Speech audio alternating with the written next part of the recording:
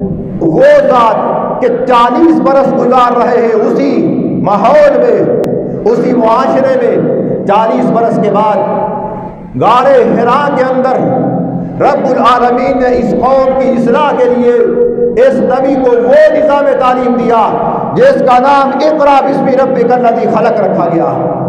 اور یہ وہ نظام تھا کہ جب انہوں نے اس نظام کو قبول کیا، وہ جن کے دور کو دور جہالت سے تعبیر کیا جاتا تھا، آج ان کے دور کو قرون اولیٰ کے دور سے تعبیر کیا جاتا ہے، جس کے بارے میں کائنات نے کہا تھا، تاجدار نے کہا تھا کہ سب سے بہترین زمانہ وہ میرا زمانہ ہے۔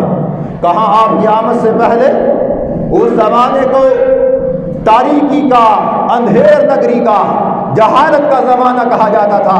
جب اس قوم نے پیغمبر اسلام صلی اللہ علیہ وسلم کی تعلیم کو قبول کیا، ایک ایسا آسمانی نظام تعلیم پڑھا، رب کعبہ کی قسم، وہ قوم جو کل تک بیکریوں میں کھیلنے والے کہا جایا کرتے تھے، آج وہ صحابہ اکرام اور رضوان اللہ علیہم اجمعین کے لقب سے معروف ہیں۔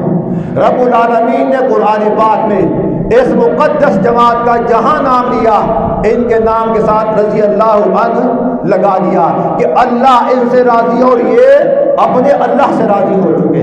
اس رضا کی وجہ کیا ہے؟ اس رضا کی وجہ قرآن کریم سے تمسک، قرآن کریم کو اپنا زندگی کا اوڑھنا اور بچھونا بنانا۔ اور وہ لوگ تھوڑی سی تعداد میں مکہ سے نکلے اور مدینہ طیبہ پہنچے۔ مدینہ طیبہ پہنچنے کے بعد جب وہاں قرآن کی حکومت انہوں نے قائم کی اور پوری دنیا کو بتا دیا کہ اس روئے زمین پر عدل و انصاف برپا کرنے والی اگر کوئی قوت ہے وہ اہل قرآن کی قوت ہے، اس کے علاوہ اور کوئی نہیں۔ بڑے بڑے آئے اپنے فلسفے لے کر، بڑے بڑی قومیں آئیں جنہوں نے ایک نظام ترتیب دیا، بڑے بڑے ممالک نے دنیا والوں کو اپنا ایک نظام متعارف کروایا، لیکن سارے کے سارے ناکام اور نامراد ہوئے۔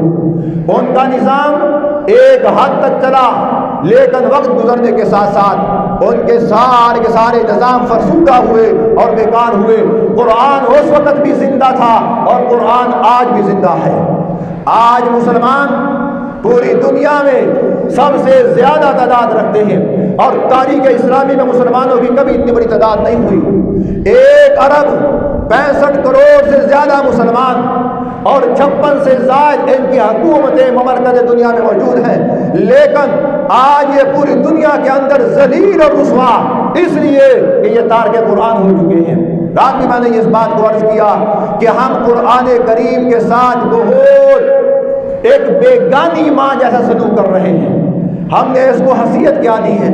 ہم نے حیثیت یہ دی ہے کہ اس کو کپڑے میں لپیٹ کر، سجا کر، خوبصورت خوشبو لگا کر الماری میں رکھ دیا جائے، اور جب کبھی فیصلے کا وقت آئے تو اس کو نکال کر سر کے اوپر رکھ کے ہمیں اپنے چوروں کو تلاش کر لیا جائے، یا کوئی بات منوانی ہو تو اس کا ہدف اٹھا لیا جائے۔ یہ ہے قرآن سے ہمارا تعلق۔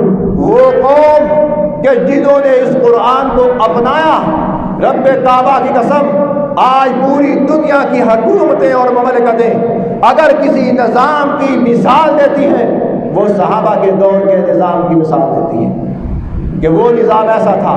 جب وہ نظام ایسا تھا تو اس نظام کو قبول کیوں نہیں کیا جاتا؟ یا صرف ہماری زبان کی حد تک؟ ہم اس حد تک گر چکے ہیں کہ آج وہ حدیث ہماری قوم پر، ہم پر یہ فٹ آ رہی ہے، وَلَا يَبْقَى مِنَ الْإِسْلَامِ إِلَّا اسْمُهُ، ہمارا اسلام یہاں گلے تک ہے۔ کہ ایسا تو نہیں، ہمیں اس کی بھی فکر کرنی چاہیے کہ اللہ، ہم مسلمان کہلاتے ہیں، کیا ہمارا اسلام ہماری زبان تک تو نہیں کہ قیامت کے دن ہمارا یہ قول و اقرار تیری بارگاہ میں قبول ہی نہ ہو اور ہم تباہی اور بربادی کا شکار ہو جائیں؟ اپنے آپ کو بدلنے کی ضرورت ہے۔